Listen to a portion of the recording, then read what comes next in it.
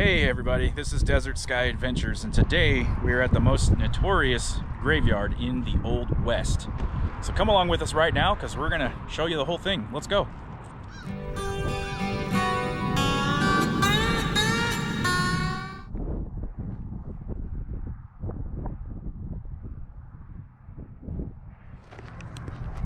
Well, we're back here in Tombstone at the legendary Boot Hill Cemetery. And some of the most notorious characters in the Old West were buried here.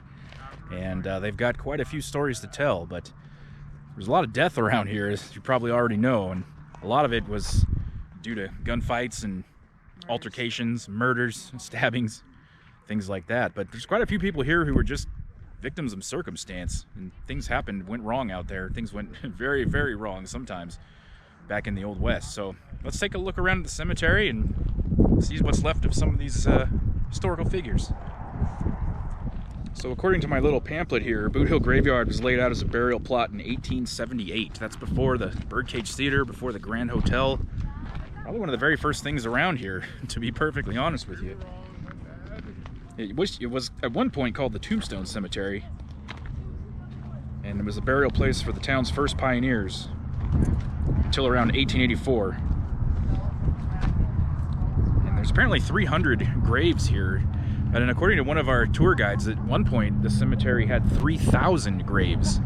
And they found some over the street and underneath the Circle K over here when they were building it all those years ago.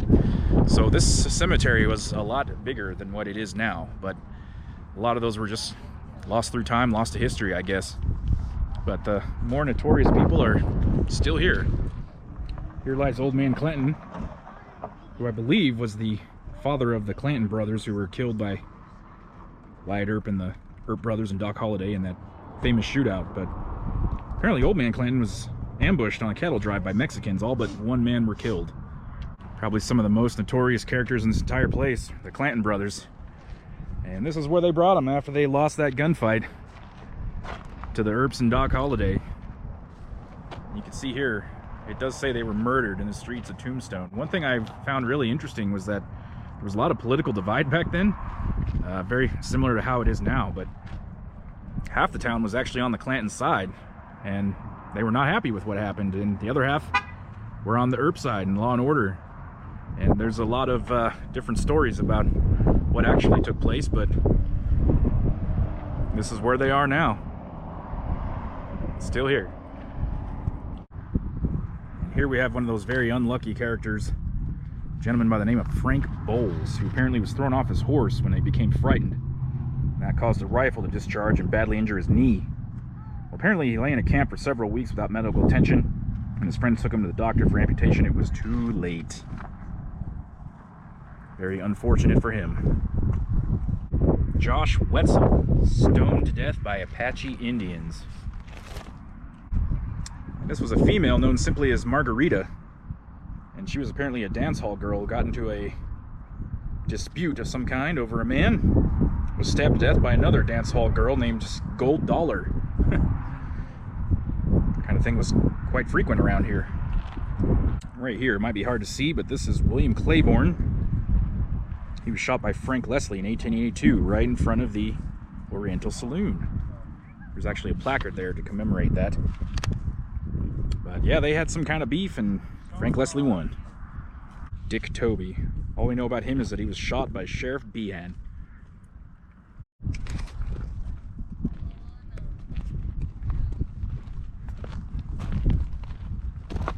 Right up over this way, I can see it from here.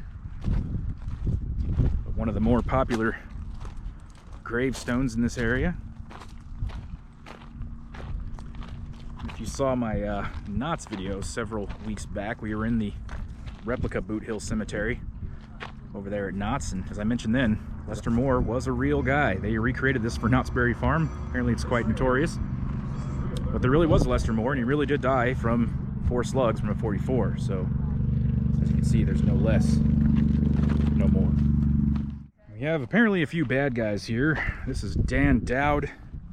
Right next to him is Red Sample. Right over here we got Tex Howard, Bill Delaney, and Dan Kelly. Apparently all these men were legally hanged on March 8th of 1884. They were found guilty of killing several people during the robbery of a store in Bisbee.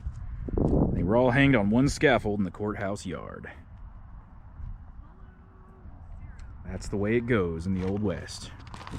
And right here we have John Heath, who was apparently a ringleader for a robbery of some kind. And he was actually caught. Well, the people broke him out of jail in Bisbee, brought him up here to Tombstone, and hung him from a telegraph pole. There are actually photos of that, as you will see here.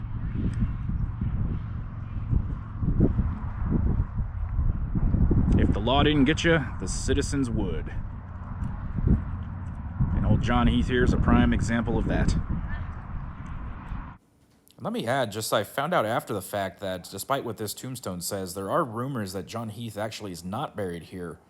I had read that some people believe his family somehow got a hold of his body and buried him in an unmarked grave somewhere in Texas. Right here we have Freddy Fuss, who apparently was a young boy who died after drinking poisoned or tainted mine water. It's a rough break. Miss R.B. Campbell died in 1882, suspected of poisoning, but we don't know for sure. Malcolm Campbell here died of pneumonia.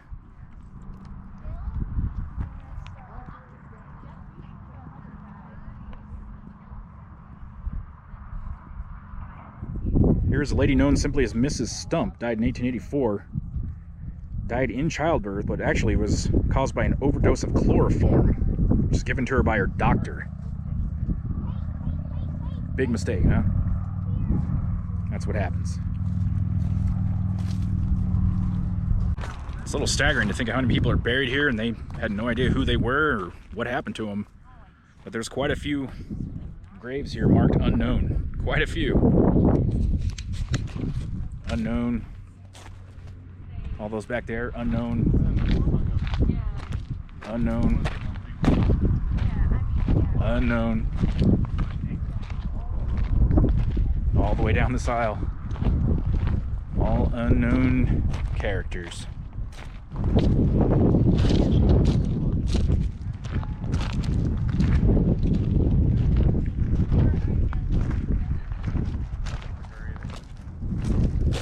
William Alexander died in 1880. He was apparently an old prospector, fatally injured when a blast went off prematurely. Here we have Billy Kinsman, died in 1883. He was shot by a woman much older than he, who was jealously in love with him. Apparently that didn't work out so well. George Johnson here, hung by mistake. Innocently bought a stolen horse and suffered the consequences. Now watch out for that. Seymour Dye, 1882. Was apparently shot by Indians. And after the victims had fallen from the wagons, they dragged them for 150 feet. Definitely won't be surviving that. Amy Kellogg here actually died a natural death. Kind of a rare thing around this cemetery. Gentleman simply known by Meade died in 1881. He was a blacksmith for Sandy Bob's stables and was found dead early one morning in the rear seat of one of the coaches. Alfred Cantrell, shot in 1881.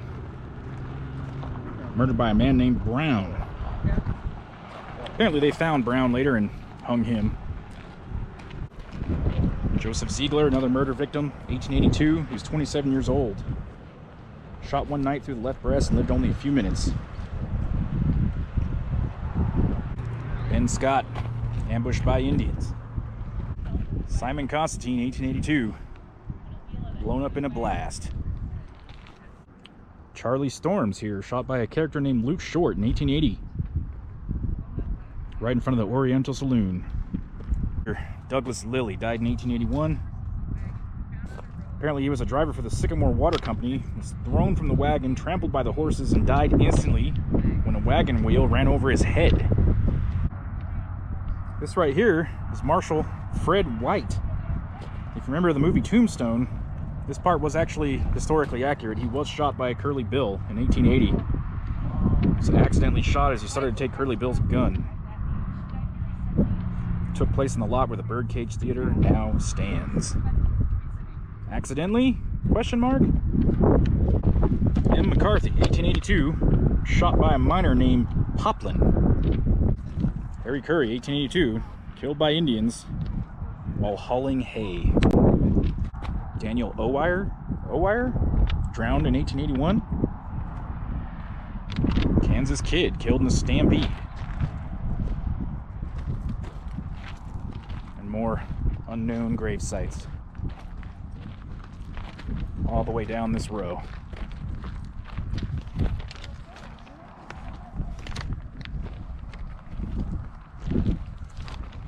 Foss Fidhugh. Foss? T-H-O-S? Foss Fitzhugh? Died in 1882. Was found dead one morning in the water closet, which is basically a bathroom, in the Miss King's lodging house on Toughnut Street, where he was renting a room.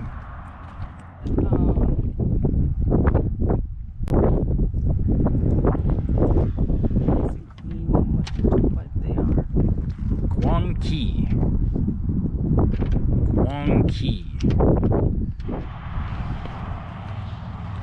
John Hancock here died in 1879, shot by the notorious Johnny Ringo after an altercation over some females.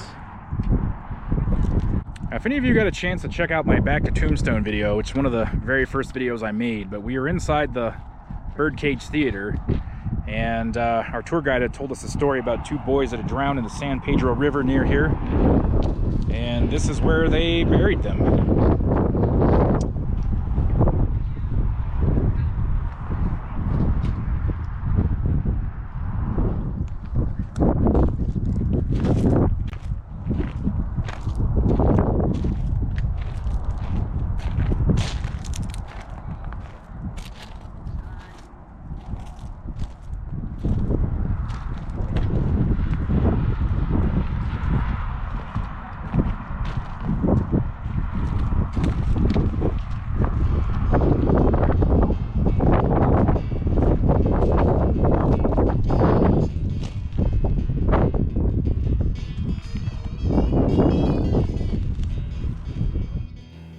On our way out, we will take a look at the gift shop.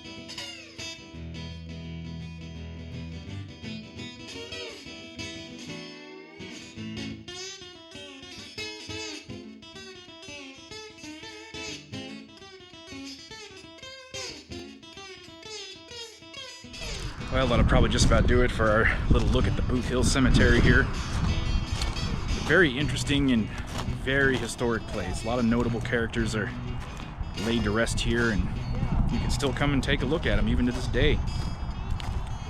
So we hope you enjoyed this little look at the cemetery here, and if you did, go ahead and hit that subscribe button. We have more Tombstone videos coming very soon, and I hope you enjoy them.